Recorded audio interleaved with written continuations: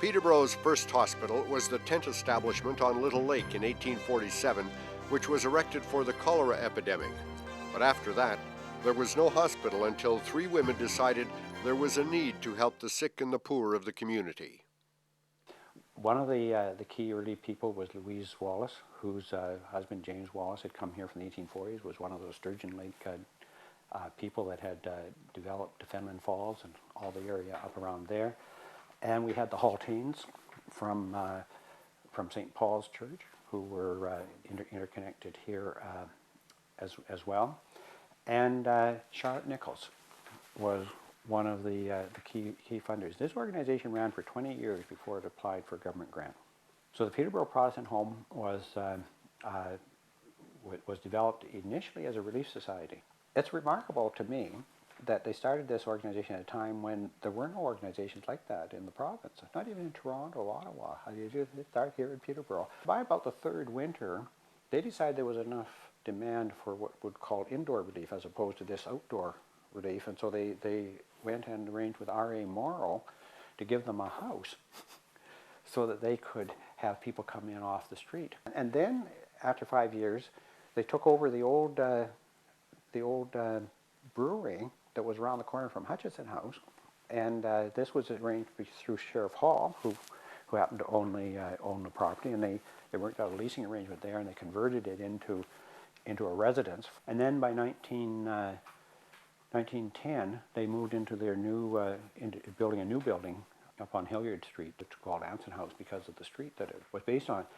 But I think what this did is inspired Charlotte Nicholl, who was the #1 bankroller of this organization, to sort of realize that Peterborough needed a hospital. St. Joseph's Hospital was built in response to Charlotte Nicholl's will. Mrs. Nicholl's, when she died, her will read that money was left to establish Nicholl's Hospital in Peterborough. The only problem with that, Wally, was that no Catholics need apply. So the Sisters of St. Joseph responded by building a hospital on the other side of town, of the river, to which everyone was welcome. In Charlotte Nicholl's will, there's no such terms. In fact, she's given them a list of where the money should go. One of them is Nicholl's Hospital. There's no term on religion in the will at all. Apparently she was ill, was dying in the United States. They put her on a train and rushed her back so she'd die in Canada for whatever reason. And there's a story that the trustees put that little clause in. Mrs. Nicholl signed the will, may not have realized the clause was there, but in any event it was. So, which is one of the reasons why Peterborough ended up as a city owning Civic Hospital, because obviously you couldn't allow that to continue. And so Civic Hospital was built and established and built, and it became the property of the city of Peterborough. It no longer is. It's now a general hospital. By 1875, Peterborough was booming. New industries were moving in or being developed. The rich were building palatial homes, and that attracted tradesmen and architects. Principal architect in Peterborough who came from Scotland in 1869 was Johnny Belcher. And I think the first house he built was across from London House on London Street that belongs to Trent, that was converted very badly into Anson House, and now it's student residence, and that was his first one.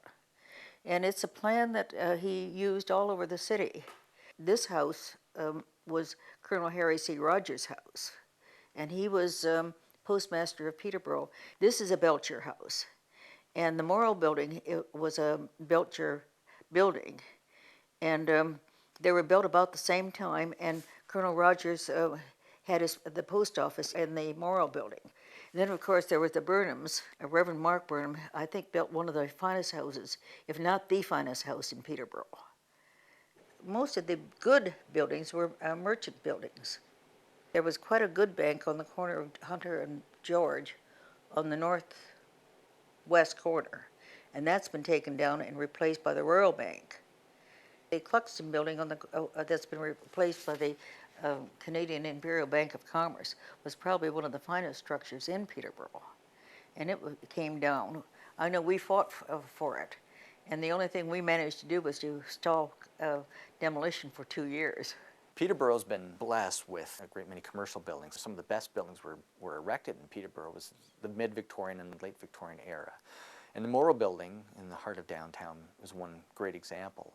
A building designed in the Second Empire style, which was very flamboyant and meant to be seen and meant to be impressive. Like so many buildings in the city, it fell into disrepair after the war, Second World War years, the post-war era. And it was threatened with demolition, and it got to a point where it was very close to being lost. And yet again, though, cooler heads prevailed, and the city and the heritage community intervened and was able to salvage the building and find a new owner who restored that structure. So it is, again, not quite back to its original state, but certainly it's regained its original grandeur. Another prominent building in town, and perhaps one of the most significant buildings in the entire country, is Cox Terrace on Rubidge Street, a large row house designed in the 1880s and financed by George A. Cox, one of the richest men in Canada. And that building is in the Second Empire style, inspired by the designs in France during the period of Napoleon III.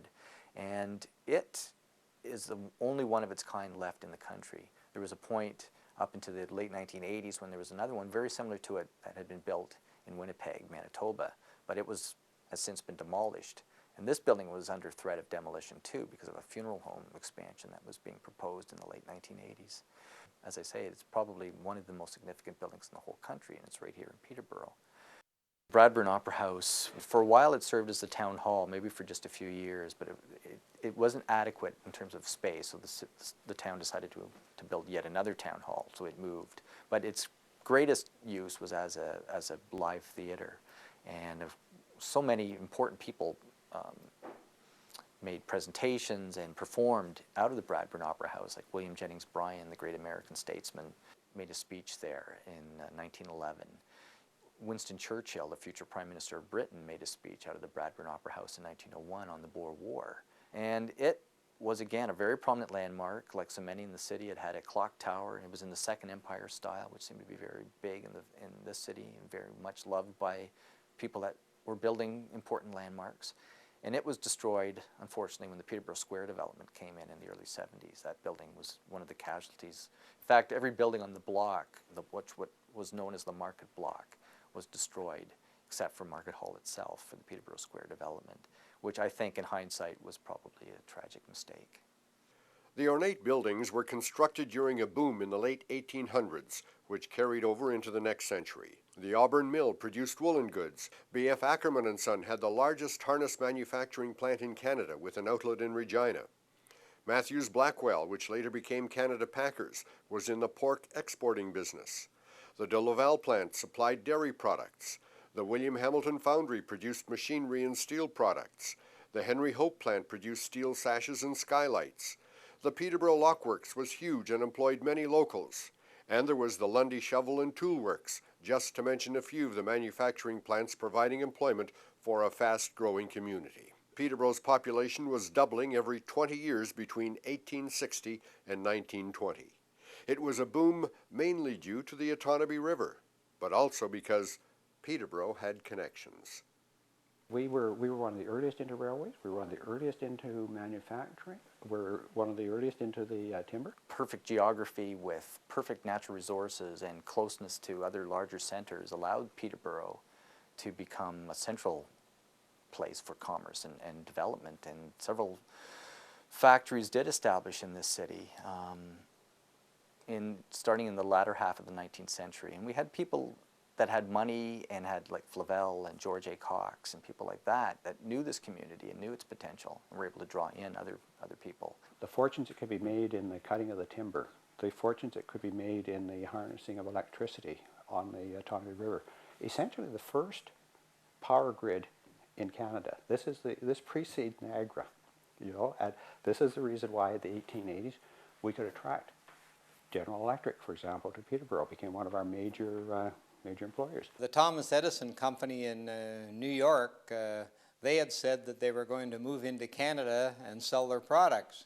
So George Cox, the mayor of Peterborough, actually in 1885 got wind of this, and they sent a prospective off to Thomas Edison Company, and said, look, we'd like to talk to you about this. So General Electric came back to them, and this is all very secretive, during the next 3 or 4 years, and said, okay, here's what we want. We want you provide 30 acres of land, you provide water and sewer to that service site, provide a rail siding into that site, and then give us $30,000 and free taxes for 10 years. We'll agree to establish a manufacturing plant in Peterborough. They very quickly started building the factory in the 1990s, and they opened in 1891. Within a year and a half, in fact, they had 600 employees. They started building electric streetcars in Peterborough, and they actually started Peterborough, the streetcar company, which they ran until 1927. But they got a big order from the Toronto Transit Authority of $1.5 million, and that permitted them to start working that plant 24 hours a day based on that order they had for cars from the Toronto Railway Company. And General Electric kept on growing, its workforce reaching 6,500 employees. At one time, its employees dominated council and virtually controlled the city. The company hired some brilliant engineers and had many skilled tradesmen, which enabled it to develop some innovative products. GE built massive hydro generators, produced small and large motors, wire and cable components, switchgear relays, and even formed a nuclear division producing the CANDU reactor. It won contracts around the world building power stations and dams, but by the 1980s, the large export markets were shrinking and local markets were too small for such a large workforce. Combine that to consolidation in some areas, and the Peterborough GE workforce was reduced to just over 1,000.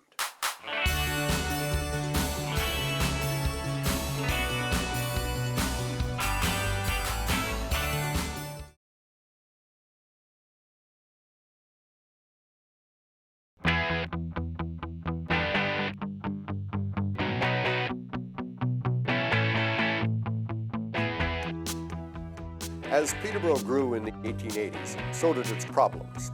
One that caused a rift in the community was alcohol, and it resulted in two of its most prominent citizens leaving for Toronto. Liquor was easily obtained in grocery stores, and the easy access generated a petition to restrict the sale of booze. Eventually, the temperance people won out, but the anti-temperance forces led by brewer Henry Calcutt made it so intolerable for a few of the teetotalers that they moved to Toronto. One was George A. Cox, another was Joseph Flavel. Flavel was born in Peterborough in 1858. His father was a drinker, and perhaps that explains his temperance views.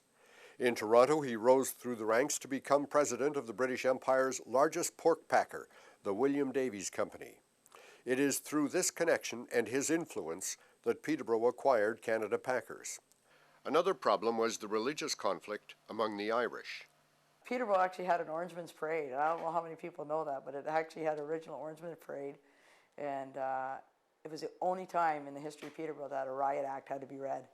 And after the War of 1812, a lot of people here were given the English or the Irish Protestants were of English descent originally. So they were given all their really nice land. So it was all the land along the water. So when the good old Peter Robinson group came, it was like, well, we'll put them up somewhere in the bush, and we'll put them out here and we'll make them clear the land. Even growing up here in Cavan Township in the 1950s and 60s, there was still some animosity between Catholics and Protestants. I know in the late 1970s, some monks from Quebec wanted to buy land to establish a monastery, and there was word got out that that was happening, and that didn't go over too well with a lot of people in the township. I also remember in 1978, the Pope died, and they didn't want us to lower the flag to half-mast at the local municipal area offices. So I think it's something that even in my lifetime was still there.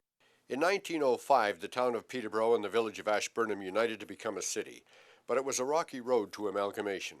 Both communities had discussed the possibility for 15 years, and finally, in 1904, at the urging of Mayor George Roger, Peterborough Council unanimously endorsed it.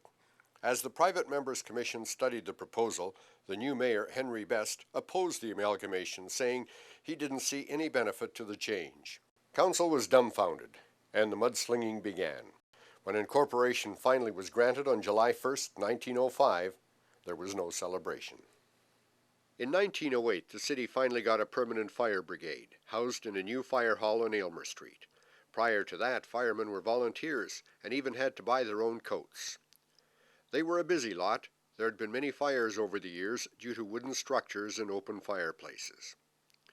Police, who had been housed in the same building with the volunteer firemen, also had their hands full as a result of the fairly large number of taverns in the community. But through it all, the Edwardian years proved to be a productive growth period for Peterborough, and in a way, the community had become a Canadian leader. It was one of the first to have electric streetlights. It had streetcars and trains running through the city almost hourly. Magnificent buildings were being erected, and the city was growing at an incredible rate, doubling every 20 years. The power produced by the Otonabee River attracted numerous industries, and there were more to come. West Clocks was another American company that opened a factory in Peterborough in 1922. At that time it was called the Western Clock Company, widely known for its Big Ben clocks. West Clocks operated in Canada until the early 1980s. The building is now used mainly for condos and a few offices. Industry continued to move into Peterborough due to some innovative bargaining. In 1928, Mayor Roland Dent convinced the Johnson Motor Company to locate in Peterborough. He wouldn't take no for an answer. OMC, Outboard Marine, was going to go to Toronto. And he said, no, they're not. And he took a party up to Toronto and met with the president. It was Johnson Motors then, and met with the president from the States and said, why don't you come to Peterborough? We think we have a place for you. And so the president did, and they wined and dined him up at the Empress Hotel, and then took him to this warehouse on Monaghan Road. He decided to come to Peterborough. From there, it of course progressed through the 30s, and then embraced the Evinrude Motor Company. Through the war, they were doing war work for the Nordyne Aviation Company at that point in time. They continued to expand, and through the years up till the 60s, it was a total of 450,000 square feet of manufacturing and office space. Through those years, they also started making the Lawn Boy lawnmower. They acquired the Pioneer Chainsaw facility, moved it to Peterborough, and became the world's supplier of Pioneer chainsaws. In fact, they did all the engineering as well as the manufacturing of all the Pioneer chainsaws for the world. Part through that process also in the 60s started making snowmobiles up until the peak of that product, which never did develop to the worldwide requirements that was anticipated, and they went out of snowmobiles. Eventually it went out of Pioneer chainsaws because they just couldn't get it to be profitable for them. Then the corporation ended up with major financial problems. At its peak, OMC employed 2,200 people. In 1927, Peterborough became the home of Canada's first commercial flying school. The school was organized by Captain Harold Percival Ayres, who arrived in Peterborough a year earlier while barnstorming. Ayres, who was born in England, learned to fly in Canada and became a fighter pilot in the First World War. After the war, he acted as a test pilot on various maneuvers, including takeoffs from naval vessels. He flew some of Canada's first mail runs and spent much time barnstorming. Ayres fell in love with Peterborough and moved to the city, opening the flying school. He later served in World War II as a fighter pilot instructor. Ever since the early days, Peterborough has had a newspaper and other forms of communication. The first one was the Peterborough Chronicle. Fires were always common in those days, of course, and no fire departments and nobody to help people. And then it became the Backwoodsman, and then a leading reformer of the town took it over, and he became a mayor, and it was the Peterborough Dispatch. And then it turned into the Peterborough Examiner at his hands. So we've had Justice of the Peace, we've had MPPs, we've had former mayor, we've had business leaders all owning it. And probably the best known owners were the Davies family when Robertson Davies came here, and that family ran it, and same time as Czech's radio came in. That was the first radio station in Peterborough, CHEX, and that went on the air in September of 1942. And of course, the CHEX name came from Examiner. I was there as the manager of the radio station from 1952 to 53 and 54, Well, in 1953, Roy Thompson and Senator Davies asked me if I thought that the city of Peterborough was big enough, strong enough economically to support a television station. And of course, at the time, I think I said, yes, I think it is strong enough. It needs its own station. So on April the 6th, 1954, we got the license, so then the machinery started to roll about finding a site for the transmitter and the tower, building the studios. That station we opened on March the 26th, 1955. I signed it on the air that night. Kind of a cold, snowy night. Couldn't get up that big hill. I tried about 5 times with my wife and I, and we finally parked the car at the bottom and walked up. And that was the launch of CHEX Television. The Czechs television studios are now located on Monaghan Road. The station is owned by Chorus Entertainment. Czechs Radio was joined by CFMP-FM in 1976. They're now known as 980 The Cruise and The Wolf. Competition was introduced in 1959 when CKPT went on the air. It also has an FM buddy, Country 105. They're owned by the Chum Group. The Examiner changed owners and locations a number of times and is now located on the Kingsway. Another newspaper, Peterborough This Week, arrived in 1990 and is located on Ford Street. Fred Roy was the son of Robert M. Roy, who founded Roy Studio in the mid-1890s. And when his father died in 1912, Fred became the principal owner of the Roy Studio in downtown Peterborough. And Fred was known as a man who would, wherever he went, had a camera with him. He loved photography. It was his life. It was in his blood. And it showed in his work. He was a brilliant photographer, brilliant portrait photographer, and a brilliant photojournalist. He would go out with his camera, as I said, and he would, if there was something that caught his eye, and practically everything did, he would take pictures of it. And he had the skill of a professional and the eye of an artist, and was able to, in this incredible amalgam, produce breathtaking portraits and breathtaking photographs of events in the city. His portrait work always had an artistic flair. There was never just a standard portrait with Fred Roy. It had some kind of spark. It had some kind. He always brought out the best in his subject, it seemed, and was able to just take an ordinary picture and make it something special. And that's certainly the sign of a talented photographer. As a photojournalist, he'd capture things that would not otherwise have been seen, like some of the worst moments in the Bonnyrworth Mill riot in 1937. Fred Roy was in the thick of with his camera, and he would capture events like certain fires. Most of the best photographs of the Quaker Oats fire were captured by Fred Roy, and the result is he created a photo document of something that, at least for this area, no one had previously photographed, and we have all those pictures surviving to this day through his negatives. And the greatest legacy, I think, is the fact that Fred Roy's work survives along with his father and his son Rob as the Roy Studio Photographic Collection, which comprises about 500,000 negatives, mostly glass plates, literally window panes with an emulsion coated on one side. And it's a time capsule of incredible depth and incredible scale and variety that captures the work of 3 very talented artists, but most particularly and most prominently the work of Fred Roy. Sports has always been popular in Peterborough. Cricket was the first team sport, and for about 40 years it was the main sport in Peterborough. By 1860, they had moved over to Cricket Place on the east side of the autonomy. Cricket Place cul-de-sac is all that remains of it. And that's where all the sporting events took place for about 40 years. Lacrosse came fairly early to Peterborough, 1867. Of course, Canada became a nation. Peterborough had its first lacrosse club, a wild and violent game with lots of inter-city competition. Baseball came here in about 1876. It came into its own in the early 20th century, and they had huge crowds down at Riverside Park, which was first set up as a baseball diamond in 1885, and it's still there today. Football, which came in the 1880s. One of the leading proponents of football was R.B. Rogers, who built the lift lock.